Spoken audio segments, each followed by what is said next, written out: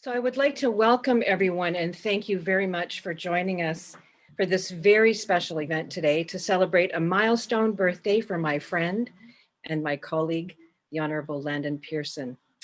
I had hoped to gather all of you in the grand atrium at Carleton University today, but we're just going to have to wait a little bit longer to have that face-to-face in-person celebration. But in the meantime, I'm really thrilled that you're all joining us virtually, and that if you wanted to, you could participate through the chat function if you wish. I'd like to begin this special event by acknowledging, as settlers on this land, we honor the land and the people who've taken care of it over generations. And we'd like to convey our respect and our gratitude as we celebrate today and think about Landon Pearson and her life and her work to advocate on behalf of children and young people over the past 60 years. So before we hear from Landon herself, we have a special message from Carleton University's president, Benoit Bacon, who would like to say a few words of welcome.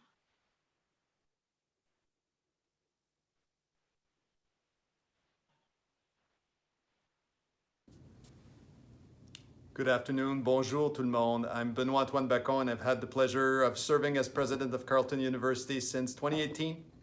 And one of the key reasons that I made the decision to come to Carleton was because I could immediately see a community of passionate individuals who believe that higher education truly is a force for good.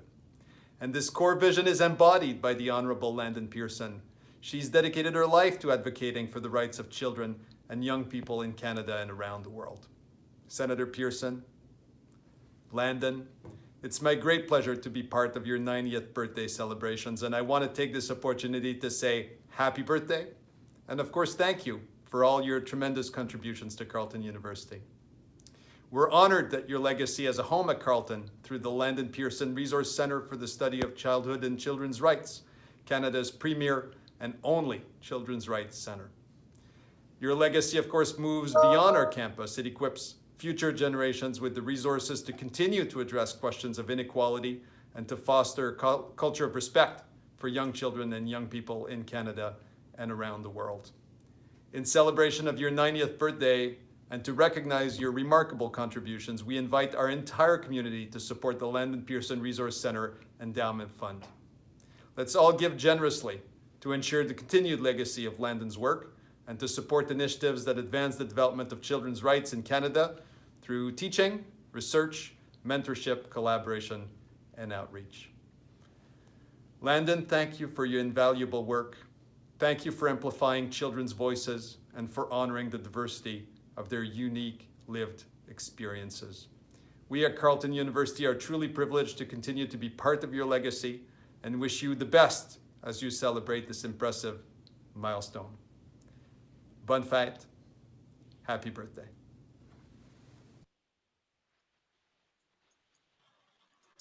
So now it's my turn. So thank you so much, President Bacon, for your best wishes, and many thanks to all of you who zoomed in to share my birthday celebrations. I wish I could see you, but hopefully you can see me, and that the internet connections will remain stable. What strange times we're living through. But alas, nothing can stop the clock or reverse the flow of time. And so willy-nilly, I've turned 90. And I woke up this morning wondering how on earth I managed to get here from there.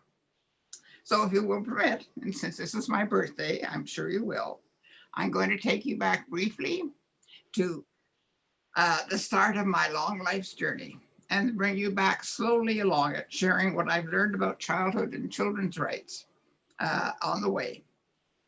One of my great mentors, the late Dan Offord, once asked me, why do I do what I do? And this is my short effort to try to answer that question. But the first thing to say is that this is not a journey I could possibly have made alone. Another of my mentors, Desmond Kimmett, used to say that each person's life journey is unique. No one has ever made it before, and no one will ever make it again. And no one will, and while this is true, one of my favorite poets, John Donne, wrote, "No man, or in this case woman, is an island." And he finished his reflection with the famous line, "Do not ask for whom the bell tolls, it tolls for thee." And so it does, as I fully realize now that I'm somewhere near the end. But I can also look back from this vantage point and see how many people have been there for me. Family and friends, colleagues, mentors and mentees, and government leaders supporting me to make my journey here possible. Since I firmly believe that our end is in our beginnings, let's go back to the start. I first opened my eyes in Toronto at the Wellesley Hospital on Sunday, November the 16th, 1930.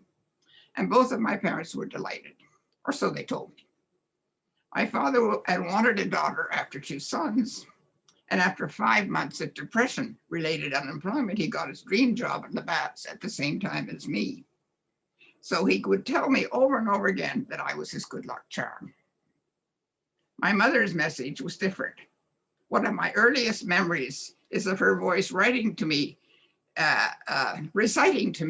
the old nursery rhyme about the days of the week that begins, "Monday's child is fair of face," and ends, and here her voice would rise, "But the child that is born on the Sabbath day is bonny and blithe and good and gay."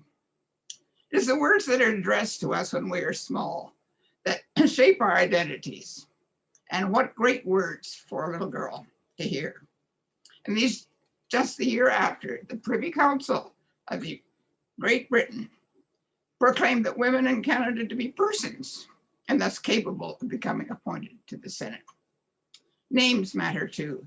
My given names come from my maternal line, stretching back to colonial Virginia, when as a result of Robert Carter marrying Elizabeth Landon, a whole stream of Lucy Landon Carters flowed, one in every generation, usually going from aunt to niece and back again. Today I have a niece named Landon and a granddaughter, and hopefully there will be many more in the years to come. It appears that most of the women bearing the name have been quite strong and lively. I'm not so sure about their husbands, particularly during the colonial period, but never mind. Being woven into the fabric of history is a gift every child should have. And I applaud the cultures that make a ritual of naming their new citizens. So I started off well, a healthy child with sturdy genes, brown eyes from my mother, a solid frame from my father's Scottish ancestors, and a sunny disposition from I don't know where. Because our genes are the only given part of us, the rest of who we become depends on nurture and care in our earliest years, the cultures that surround us as we grow up, and the opportunities we are offered, as well as the people we are able to build good relationships with as we go along. I have to say, I really have lucked out in all these domains. Would I have turned out differently if I'd been rejected, abused, or humiliated by my near and dear during childhood? The answer, I think, is yes. We now know that adverse child experiences have a very negative impact on the developing brain, and anger combined with a strong will can be very destructive. But I escaped all that. I had a happy childhood. My parents surrounded me with love, providing me with both emotional and economic security, and a surprising amount, as I look back, of personal freedom. They also gave me a strong moral compass. My father's father, Michael Mackenzie, was a professor and the son of an archdeacon. He was rather given to diktats, but when he told his grandchildren that we should aim at leaving the world a better place than it was when we came into it, it was hard not to listen. I suppose that makes him the first of my many mentors. The next one I encountered was a beloved teacher. Miss Matthews was the principal of the little primary school that I entered at the age of 4. And delighted by my show of curiosity, she encouraged me first to learn how to read, and then installed a lifelong love of learning, which enabled me to make my mind a good companion. Because as another teacher once told the gifted American writer Marilyn Robinson, you live with your mind every minute of your life, and so it should be well furnished. The only negative comment I got in my first report cards was that I was a little untidy about my person. Miss Matthews advanced me every time I got bored. So I was only 11 when I finished grade 8. My parents decided I was still too young to encounter boys in the big public high school. So they sent me to a boarding school in Quebec, where Miss Gillard, the headmistress, was an exemplary and also encouraged learning, another mentor.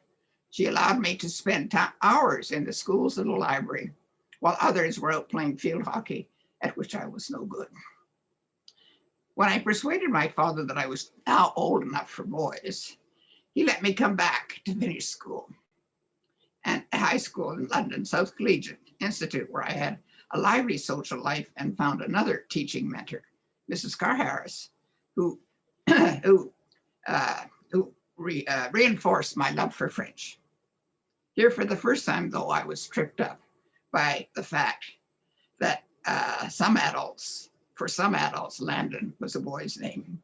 And I'll never forget the look on Mr. Graham's face when he handed back to the girl in the front row with long bangs and bobby socks, a trigonometry exam that I had just aced.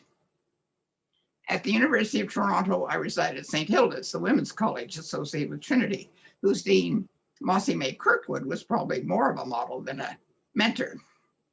A professor, she with very high academic standards, she would tolerate a certain amount of questionable behavior from her girls as long as they achieved high marks. However, one day I found a note from her in my letterbox asking me to come and see her because, quote, my aberration had derogated from satisfaction. Apparently, I had been seen leaving the college with a man in a suitcase.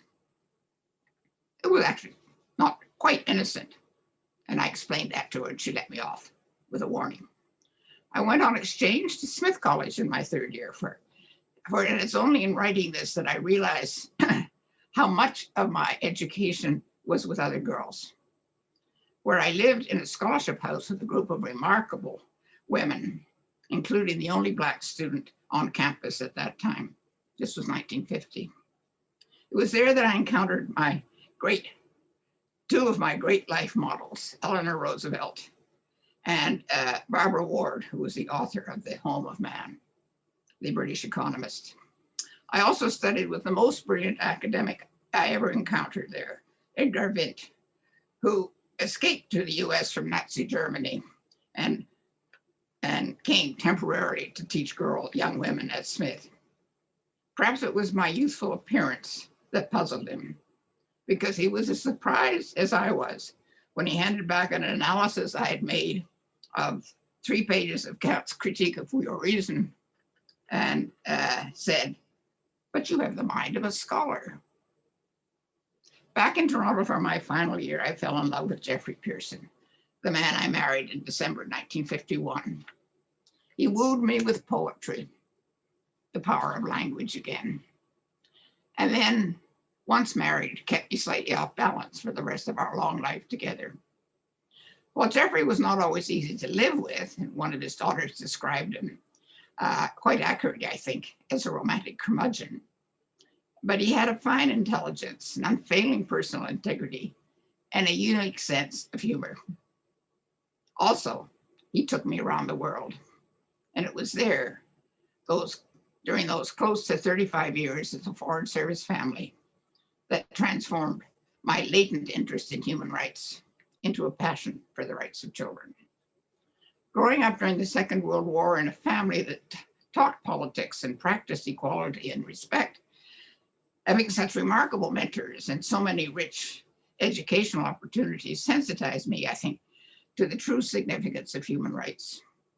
At 15, I was not fully aware of the founding of the United Nations, But at 18, on December the 18th, 1948, I was 18, when the United Nations adopted the Universal Declaration of Human Rights, and it became part of my consciousness from then on.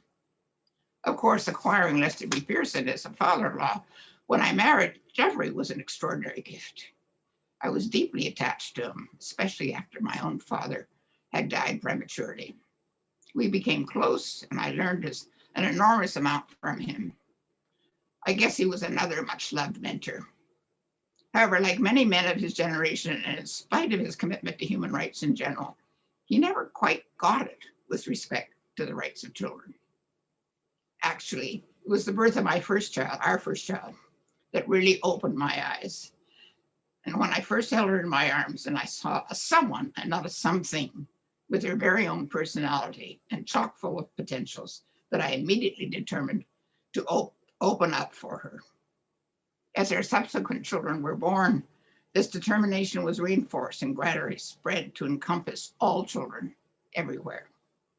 Living in cultures as different as France, Mexico, India, and the former Soviet Union, and observing and interacting with children in these countries in a variety of ways, confirmed the observations I made earlier in this talk, that who children become will be a combination of genes, early nurture and care, culture, and apparently this is why the conditions of early childhood and indeed all of childhood, why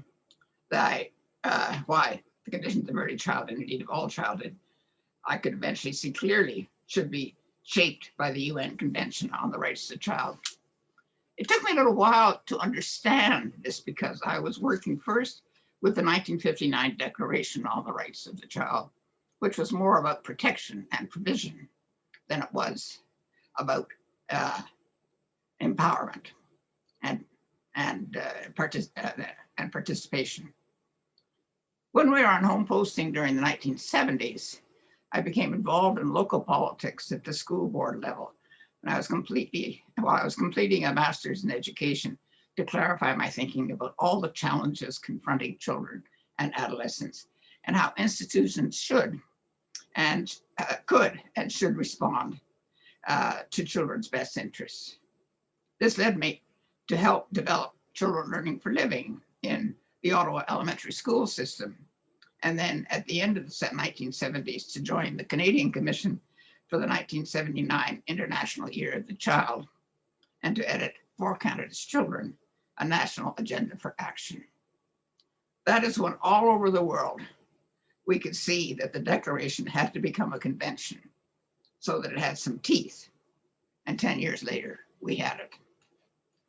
During the 1980s, after we returned from Moscow, I had become involved in national non-governmental organizations related to children. And so by the time the Convention on the Rights of the Child was adopted, I was visible. And this is when certain political leaders, to whom I'm extremely grateful, became active on my behalf. First of all, Prime Minister Brian Mulroney, who really was a champion for young people, took me on his delegation to the World Summit for Children in New York in 1990, along with a young Canadian chosen by her peers. And then he invited me to gather a group of children from all over the country so that they could witness in the Great Hall of Parliament the signature he affixed to the instrument of Canada's ratification of the Convention on the Rights of the Child. Then 3 years later, Prime Minister Jean Chretien appointed me to the Senate with a mandate to speak up for children. And a few years later made me his representative for the preparations for the UN Special Session of Children that took place in 2002. In the Senate, Al Graham, who was the government leader in the Senate for most of the time that I was there, much of the time I was there, made sure that I was the sponsor of every piece of legislation that had anything to do with kids. And then Lloyd Axworthy made me his advisor on children's rights. And Paul Martin, as finance minister, listened to MP John Godfrey and myself as joint chairs of the Liberal Children's Caucus and incorporated our recommendations about low-income supplements, parental leave, and childcare into his budgets. Al Graham is no longer with us, but I'm immensely grateful to the others, as well as leaders like Bob Ray, who along with his wife, Arlene Purdy Ray, really get it about children's rights, and how happy I am now that Bob is at the UN. And then at 75, I had to retire from the Senate. But Virginia and Tulio Caputo, John Osborne, who was then the Dean of the Faculty of Arts and Sciences, and the president, who was then the president of the university, David Atkinson, invited me to bring my experience and all my books and papers and establish a center at Carleton. And subsequent presidents, Roseanne O'Reilly Runta and interim president Alistair Summerlee, have all been supportive as the center has grown and developed. Thank you, all of you. And a special thanks, of course, to Virginia, who has been my special friend and ally since the very beginning. Others I'd like to thank are so numerous that I don't dare mention them by name for fear I will leave one off. They are my family, my large and extended family, my old and my new friends, my many colleagues in support of children's rights, the students I have worked with, and I've learned so much from all of you. Would I have been different without any one of you? Or is it because collectively, with your warmth and your ideas and your practical gestures, you were able to bring out the best in me? If that is so, then that is what we must do for all the children we meet or know about. When I watch my little grandson, great-grandson, flourish under his parents' care, I am convinced that that is why we're all here, to make the world a better place for all children. Because as the two young girls said from the podium of the United Nations at the end of the special session on children, a world fit for children is a world fit for everyone. Thank you.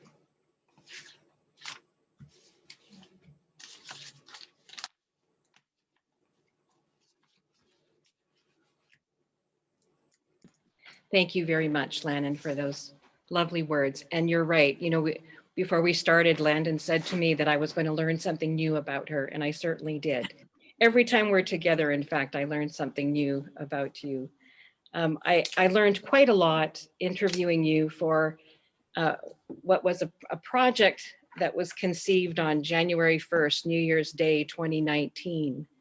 And I'm very pleased today to present you with one of the surprises of the afternoon. And that is just to announce that we have released, thanks to McGill Queen's Press, a book in your honor that I will hold up unless our tech would like to show an image of that, of the cover. We're delighted that we have the Children's Senator in hand. I was so pleased to work with so many of our colleagues, Landon, who so generously contributed to this issue in honor of all that you've done and for all the inspiration. The outpouring of gratitude was tremendous, and I'm just really thrilled that we have this book in hand on your birthday as planned a year and a half ago, when a few people from the press thought I wouldn't be able to get it out in time, but here it is. So as a gift from all of us to you on your birthday today, we hope that you enjoy reading The Children's Senator. Thank you. I'm going back over my past life, but that's the Children's Senators really from what happened during the years that I was in the Senate as much as anything else. And there I had so many good colleagues and so many supportive people that I tend to say that the Senate is an underrated institution. There are opportunities if you know how to take advantage of them and if you're given the support you need. Thank you, Virginia, for all that work. It was an enormous amount of work.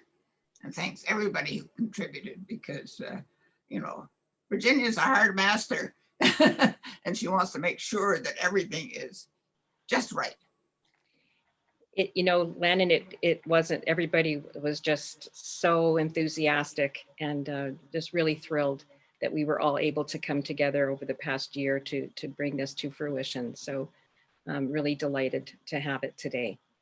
I can also tell you that when we are off the call, there are a number of beautiful messages coming onto the chat here of all of your friends and colleagues expressing their birthday wishes, and I will certainly get those to you once we conclude the call. So there are a lot of people who are sending you their regards and best wishes. I'd like to say a few words to follow you, Landon, as to when we met, and perhaps talk a little bit about some of the things that we do in the center together and that we've done over the past few years. We first met in 1996 when I came to your Senate office after you had returned from the Stockholm World Conference, because I was doing some research on the commercial sexual exploitation of girls, and you had just returned from that World Congress. I remember that day very well. But then it took a few years for you to retire from Senate before you were able to join us and to begin working with us at Carleton in 2005. I've had the privilege of serving as the director of your center here since 2011. And over the years, we've done so much together, collaboratively and collegially, and it has brought me, I can't tell you how much joy. And for this and for your wisdom and your friendship, Landon, I'm very grateful and so happy that we're here today to celebrate your birthday, even though it's virtually, but we will at some point be together again in the same room with everyone so that we can properly celebrate you. One of the things that Landon and I discussed several years ago was the need for a space for children's rights, debate and discussion and knowledge sharing. So in 2014, I think after just another one of our conversations over coffee in the center, we decided that we would start an e-journal, a children's rights e-journal. And so thanks to the McConnell Family Foundation and the expertise of Carleton Library's open access specialist, Patricia Moore, we created the Canadian Journal of Children's Rights. And this is available through a link on the Carleton University Landon Pearson Centre website if anyone would like to see the issue. We release every year on National Child Day, and we've done this since 2014, on themes that have included children's rights and refugee children on the move, children's rights and climate change, First Nations and Métis children's rights, the rights of children living with disability, and an issue examining the tensions around what participation means for actual children's lives in practice, and of course, an issue on children's right to play. And I'm proud to say that it's a journal that matches the approach that Landon has taken ever since I've known her, and that is that everyone has a seat at the discussion table, whether academics or practitioners or child and youth serving agencies or policymakers or medical and legal experts, government officials, and most importantly, children and young people themselves. So it's not really surprising that this interest to work across disciplines and across sectors is reflected in the design of the journal. And so Landon and I are very pleased to release the 2020 issue of the Canadian Journal of Children's Rights, dedicated to exploring the theme, respecting children's rights in schools. Now, we usually do this on National Child Day every year, but this year we're doing it on your birthday, Landon, as a special token of appreciation. You know, the children and young people who chose this theme participated in another one of the center's signature events called Shaking the Movers. As many of you know, these are youth-led and youth-driven workshops that are held in different regions in Canada each year in partnership with local young people and our wonderful colleagues who help to organize these events. From coast to coast to coast, including last year in Ottawa, Toronto, Vancouver, Montreal, Edmonton, Pond Inlet, and Moncton. And we hope through renewed funding through our current funding campaign that this list grows because it's an important space for children to understand how to engage their civil and political rights. As Benoit Bacon said, if you're interested in supporting us, we would be grateful for the support for Shaking the Movers. And I've set up a special fund for Landon's birthday on the futurefunder.ca website if you should wish to send her a birthday gift. A year ago, the Shaking the Movers young people could hardly have anticipated the importance of the theme they had chosen for the issue, given the current context of the COVID-19 pandemic. As you know, schools have closed and then reopened this year, both literally as well as figuratively, in the sense that the pandemic has opened our eyes to dimensions of schooling and tensions and contradictions that demand immediate attention. You know that the inequalities that existed prior to the pandemic have been exacerbated in ways that profoundly shape the contours and experiences of schooling and that extend outward to touch every aspect of children's and young people's lives. So some of the articles in this issue look at these questions in terms of access, for instance, to food security, to mental health services, to housing, to technology and the internet. And these are all connected to schooling. And of course, we know that these inequalities are heightened, right, when viewed through a matrix of gender, race, class, ethnicity, ability, age, sexuality, and locality. So at the heart of this journal issue is this guiding question: how, in the midst of a pandemic, can schools create and hold spaces for children and young people alongside adults to gather, where rights respecting relationships can flourish, and where our policies, programs, and practices reflect a clear understanding of children's rights as human rights? In this 2020 issue, you'll read responses to this question through an exciting array of contemplative narratives, solutions-based articles, some case studies, and artistic expression that capture the many different dimensions of schooling, whether for children living in Canada or in other parts of the world. The issue also includes an article that Landon has generously shared on her reflections on the many global children's rights meetings she has attended and the importance of children's rights language, in particular, those used in declarations, conventions, and outcome documents. So all in all, it's a very rich issue this year, thanks to so many thoughtful reflections on this important theme of schooling.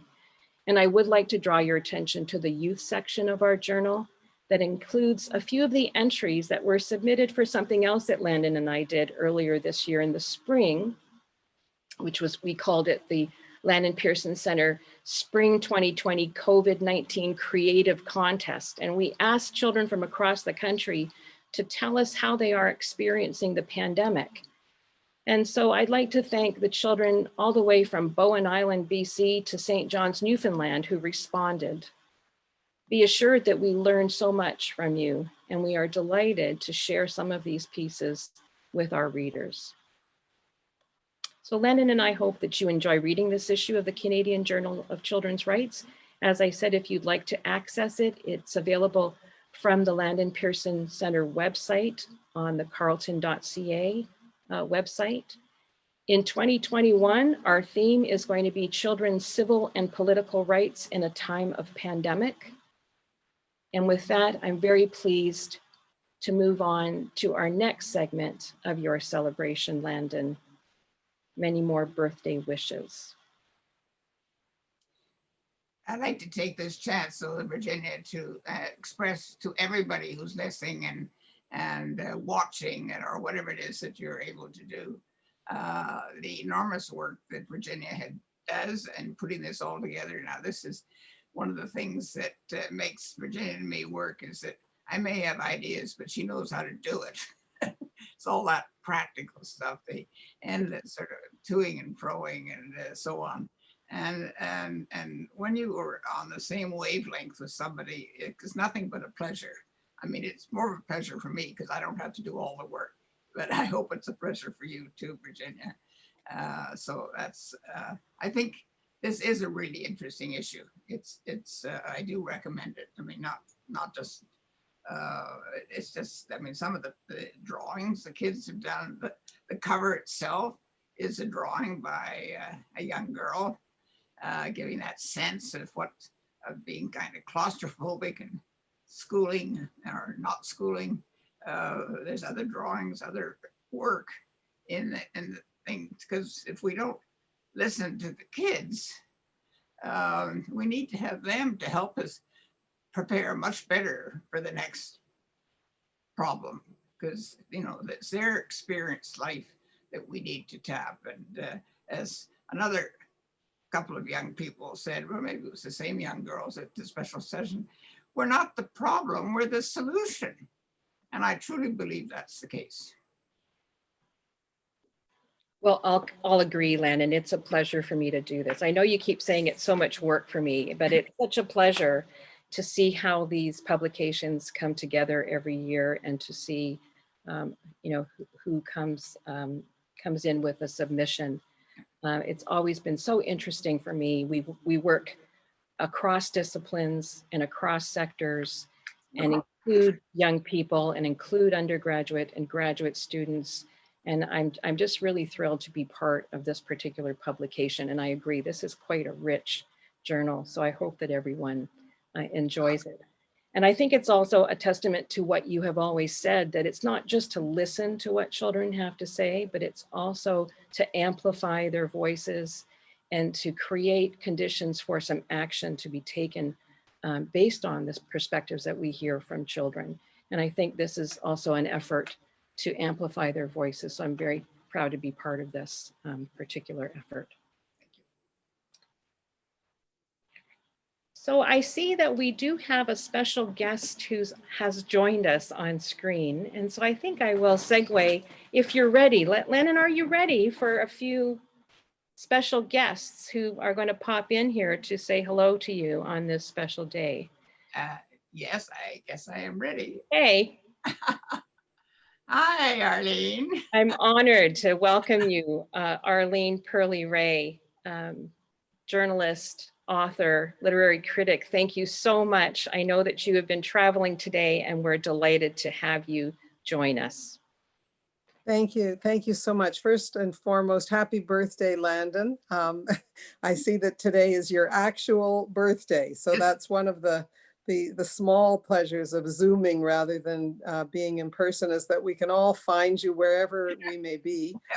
I flew from New York to Toronto today, and it's very nice to be back on Canadian soil. I just wanted to have a minute or two to thank Landon for your lifetime of public service, and in particular, the work that you have done over so many years as the Children's Senator and as representing Canada in faraway places, including the UN and Beijing and so many other ways, and through the Institute, of course, in your name, and every way that you have guided and influenced and inspired us, because working with and for children is endlessly rewarding, but also endlessly challenging. And you have led the way. You are a Renaissance woman and a hero. And I couldn't be happier to be part of the group that's just here to say, God bless, stay healthy, happy birthday. Thank you. Thank you. Thank you so much. Thanks. Now, I think that we are also being joined by someone who you know, Arlene. Yes, far away. Far away. I'm just not sure if they're on the call yet, but perhaps we'll just take a moment to see if we can. I hope so. He was supposed to come I think he had other stuff, but he was supposed to get on at 4:10. I don't know what time it is now. Exactly, 4:10. So we're going to give him a chance to get on. Perhaps we could, Patrick, perhaps we could go to our first. It says he's on. My phone says he's on. Okay. Let me see. Patrick, are we able to? There he is. Wonderful. Another warm welcome to a special guest, Landon. I'd like to welcome Canada's ambassador to the United Nations, Mr. Bob Ray. I'm just starting my video. Yeah, there Hi, you go. Landon. Hi, Bob. No, this is really the modern day world.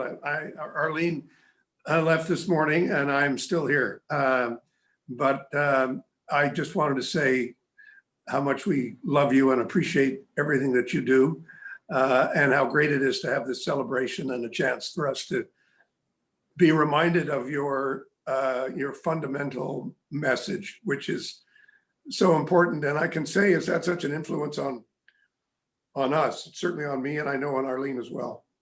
It's just been great to be sensitized in the way that you have been able to do to the challenges facing children all around the world. And the work that I do now, where we are working with UNICEF and working with UNHCR and working with all of the agencies that are struggling with the impact of COVID-19 and struggling with the impact of COVID-19 on children especially, and on the absence of school. Many of the about 60 million kids who are physically displaced around the world don't have access to any education right now. They're not in school at all.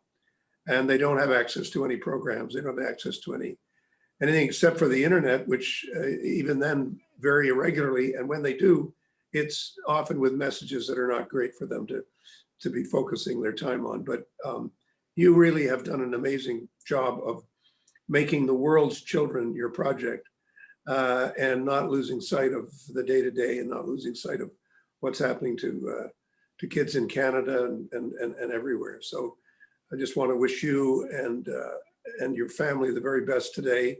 I always remind people that the Rays and the Pearsons go back a long way, back to, I think my parents first met Mike and Marion in 1937 in London. Yeah, And maybe it was 38.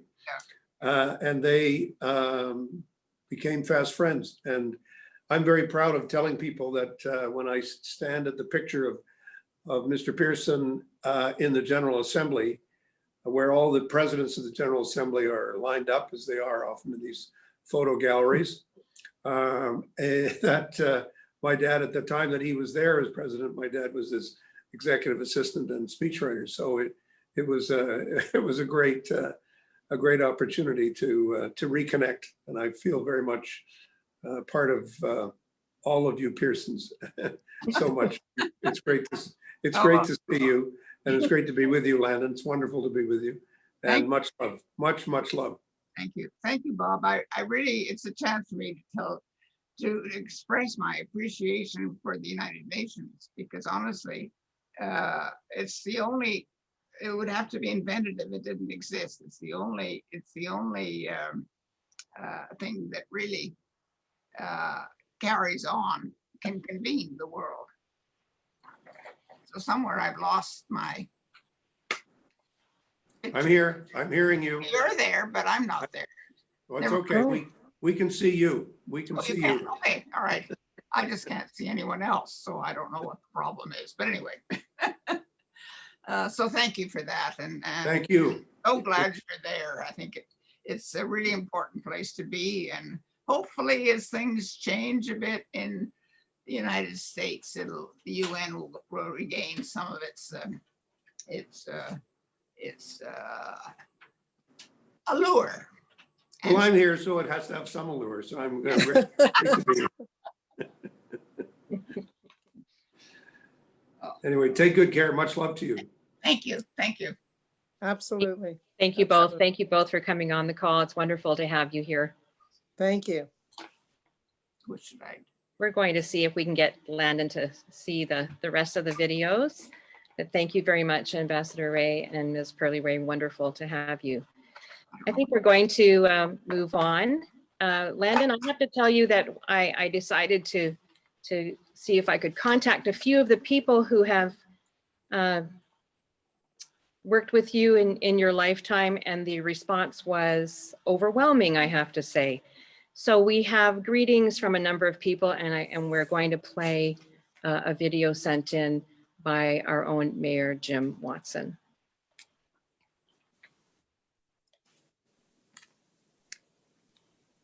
City of Ottawa. I'm gonna have to go join her. Hello, Senator Pearson. My name is Jim Watson, Mayor of the City of Ottawa. We've had the chance to meet a couple of times. I just wanted to wish you a very happy 90th birthday. Thank you for all you've done as a public servant in the Senate and your advocacy, particularly for children, not just in Canada, but around the world. Have a great celebration and happy birthday, bon anniversaire. Thank you so much. Thank you so much. So I don't quite know how to. So are you able to see us, Landon? No, I can't. But you can hear. You can see Well, me. I can see you and we can hear you, so everything's okay. And I will definitely show you the videos All right. after the call as well. So Okay. Thank here you. we go.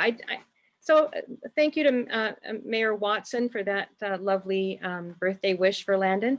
We have another surprise guest who sent in a video for you, Landon, the former Prime Minister, the Right Honorable Paul Martin.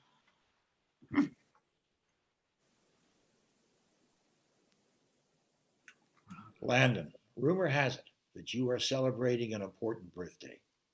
Sheila joins me in sending you our best wishes on this occasion. You've much to celebrate. Your dedication to the rights and the well-being of children throughout your career, and your service to the country is nothing short of remarkable. You should be very proud of what you've accomplished. Congratulations, and the best wishes for a most enjoyable celebration and continued health and happiness. Happy birthday. Thank you, Paul. That was wonderful. I'm so grateful to so good to see you and to hear your words. Thank you so much. Landon, the surprises aren't over yet. I have another person who'd like to convey some wishes to you. This is Minister Carolyn Bennett.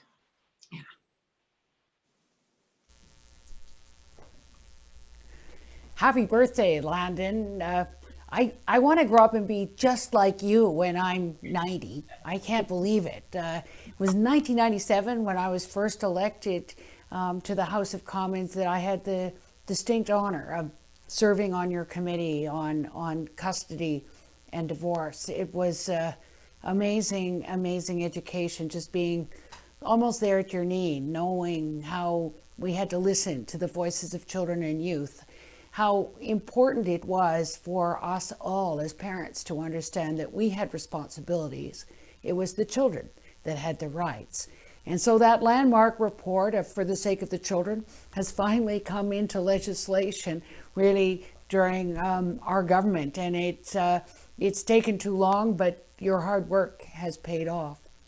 I learned from you also in our caucus on child poverty with John Godfrey about how important data was and what you taught us about the need for the longitudinal survey on children and youth, and what you also taught us about what it meant to be readiness to learn and the different ways that one achieves that, and also how we had to focus on the most vulnerable and the people who and the children whose parents may not have the capacity or have the supports needed to get them on a good path. So at your center on the study of childhood and children's rights, you continue to inspire all of us in Canada and around the world. And so I just, as you say often, that every child has the opportunity to make a better world. And so get you miigwech, and I have these children's moccasins in my desk here in Toronto, but always on the cedar boughs in my office in Ottawa. It reminds us every day why we do this work and why we're so grateful to you. Thank you. Merci. Oh, thank you, Carolyn. How nice of you to say that, and how much I've enjoyed working with you over the years. It's been terrific. You know, earlier, Landon, when you were telling us a little bit about your life and your experiences, you mentioned that you were in New York in September of 1999 at the World Summit for Children. And Prime Minister Brian Mulroney was the co-chair of that summit. That's correct, right? Yes, indeed, indeed. And we're celebrating the 30th anniversary of that event. It was 1990. 1990.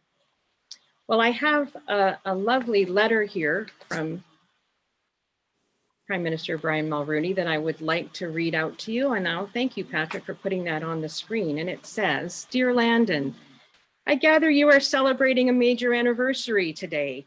Warmest congratulations to you on such a happy moment, 90 years and a life filled with such high achievement and success. We have shared an enduring interest in the cause of children, both at home and around the world. Your devotion to this vital issue is truly remarkable and has resulted in untold benefits for children everywhere. Your brilliant and constant advocacy in this area has also brought great honor to Canada. So on behalf of all those who benefited from your extraordinary sense of compassion, congratulations to you on such noble achievement and a life well lived."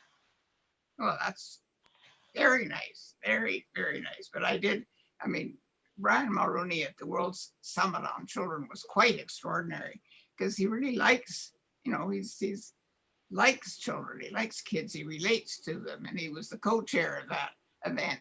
And he did it with such grace and humor that I felt proud of being a Canadian when he was there, and very impressed with what he did afterwards and keeping the ball rolling when he came back to Canada, started the Children's Bureau and the Children's Brighter Futures, the Program for Brighter Futures, and all those commitments that Canada made then that we would try. So it's not a partisan issue. It's an issue for all Canadians. Mm-hmm.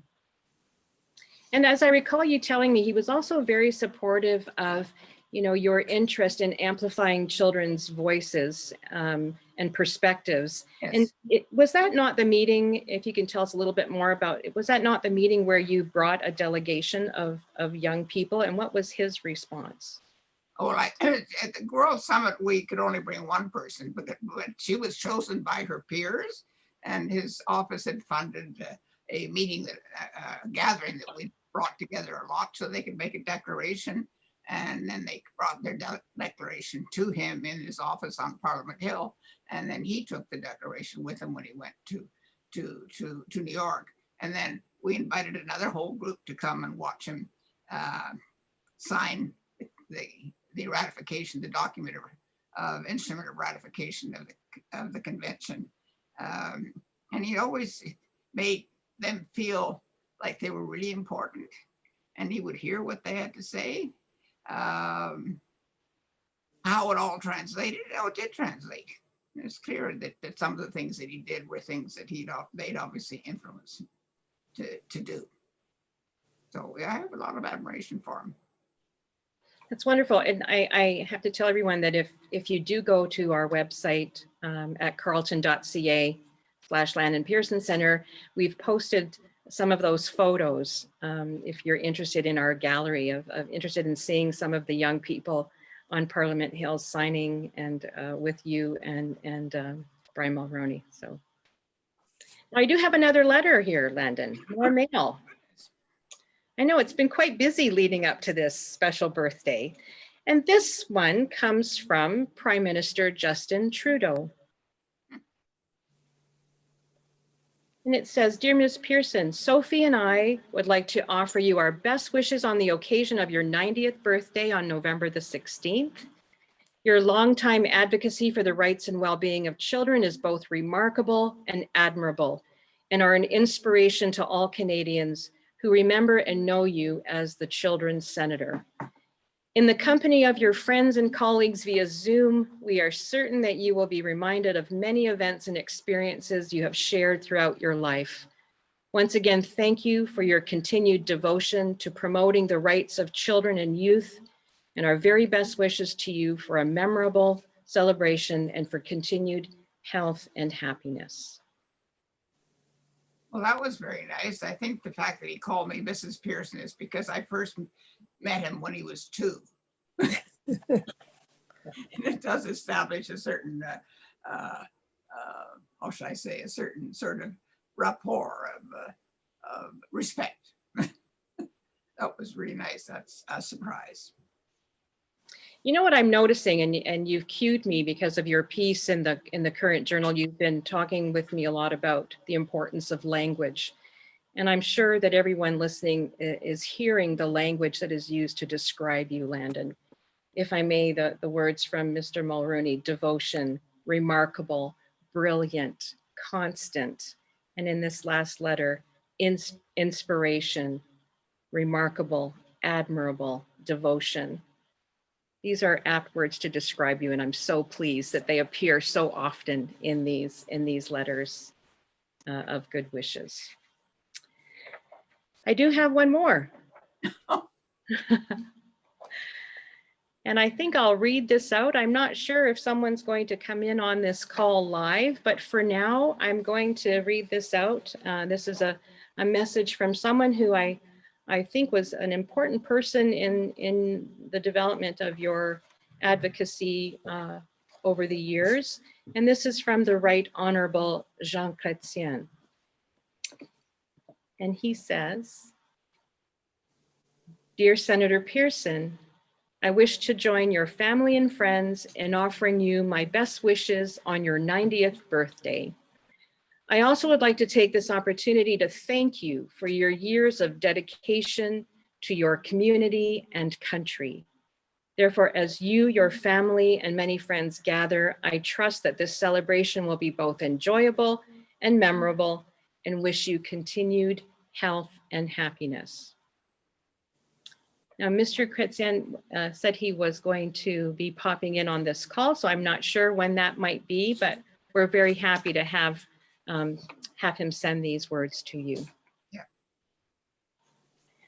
And how do you know, how did you and Mr. Chretien interact in the early 90s? How did that come to be? Well, I mean, he appointed me to the Senate. I think it was partly because I was told by his appointment secretary that he wanted to appoint more women.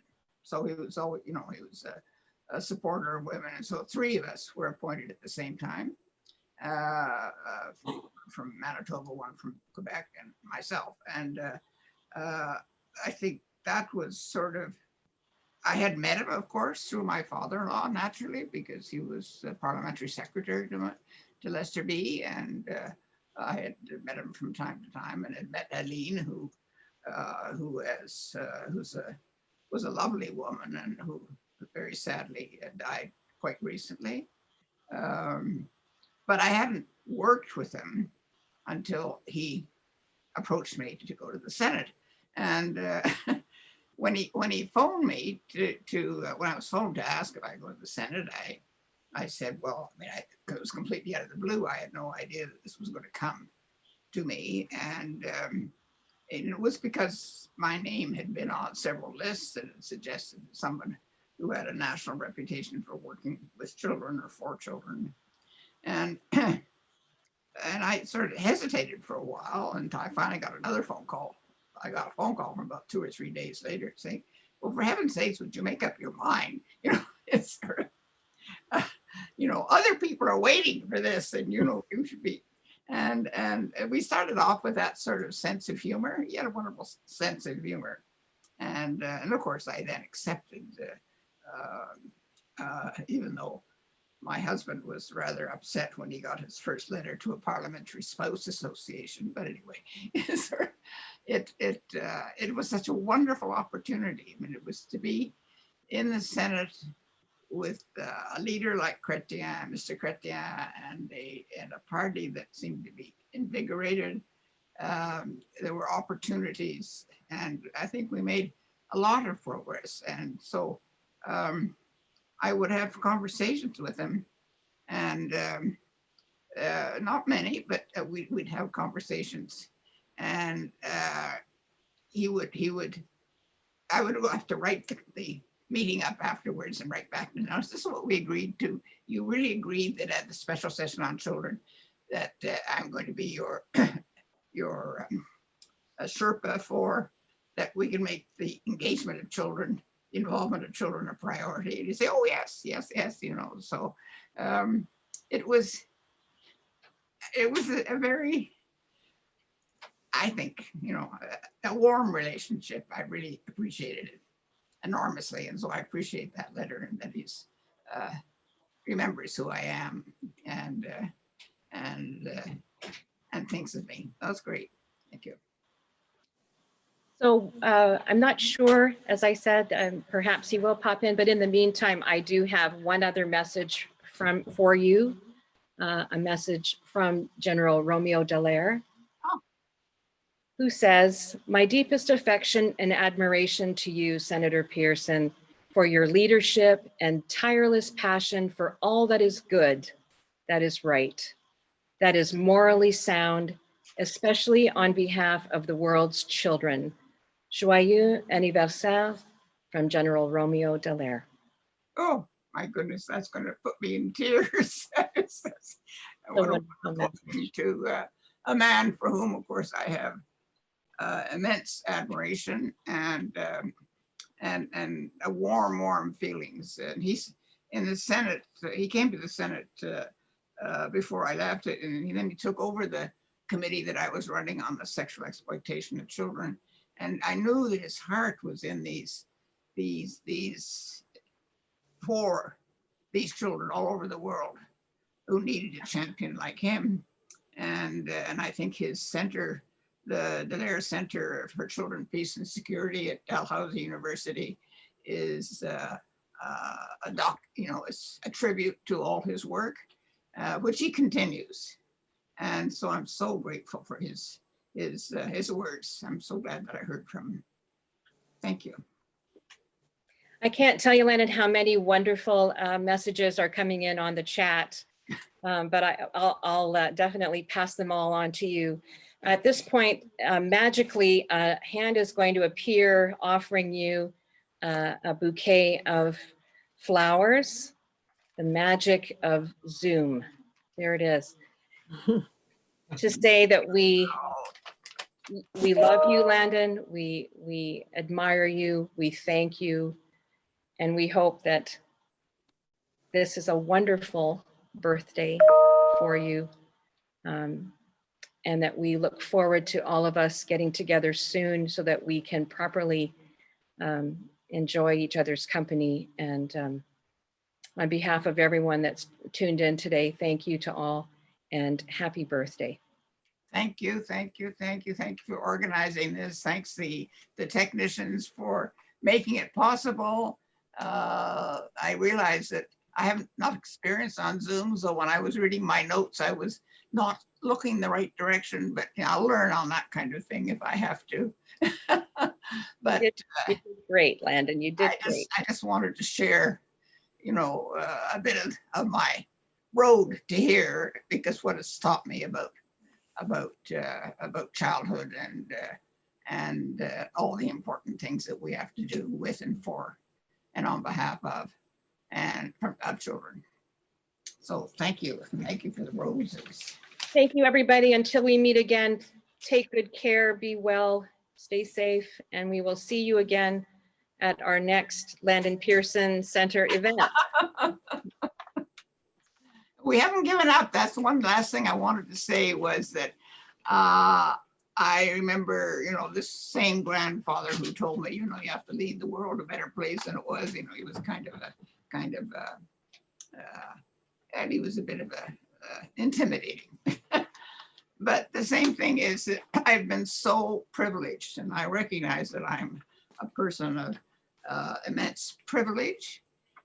And when you are a person of immense privilege, and it's not just the privilege of you know, being you know, white middle class Canadian, it's more the privilege of having such wonderful friends, such a marvelous childhood, such wonderful friends and mentors and opportunities to be with young people. And that really my life, in spite of the fact that I'm now 90, my life is too short. What's left of my life is too short to be able to give back to everything that I owe to my family, my country, my world. Thank you. You know, Landon, I'm going to keep you on this call, and if everybody would like to stay for just a couple more minutes, because I think that the person who summoned you to the Senate might indeed be joining us. Oh. And you know, there was I know that you made a distinction when you were summoned to the Senate to be the senator for children. You kind of turned that around a little bit. You want to tell us a little bit about? Well, my first speech, my maiden speech, as they used to call it, you know, which is slightly odd, but anyway, my maiden speech in the Senate, I defined myself as the senator for children, but I also defined myself as a children's senator, which is a different role. It's a different take. The take was that what I tried to do all the time that I was in Senate was to make sure that children's voices were heard. And we would organize to get them as witnesses to some of the committees that I was sitting on, and you know, sending us messages or sending me and us messages. Sometimes this was complicated, but it was possible. And of course, every time I'm thinking of the Youth Criminal Justice Act, every time young people spoke, it suddenly became authentic and people could see what they were talking about, which they couldn't when it was too abstract. So it's not that I think that I want to lower the age. It's not that I mean, I wouldn't mind lowering the voting age, but not the age to go to the Senate. But I think that the recognition that there's an authenticity in those voices, and that there's something about children and young people that is qualitatively different from an adult witness, because they have a capacity to see things that the rest of us have lost the ability to see. And if we don't hear from them, we have to get it wrong. So that was one of my great opportunities in the Senate, and people were very encouraged they would do it. They would enable me. There were some issues we didn't get anyone to talk to, but I did get some report. For example, when we ratified the optional protocol of the Convention on the Rights of the Child on Children in Armed Conflict, I said, we've got to hear from some young people. No, I see her. Yes. You're there? Hello, bonjour, Madame la Sénateur. Oh, bonjour, Monsieur Chretien.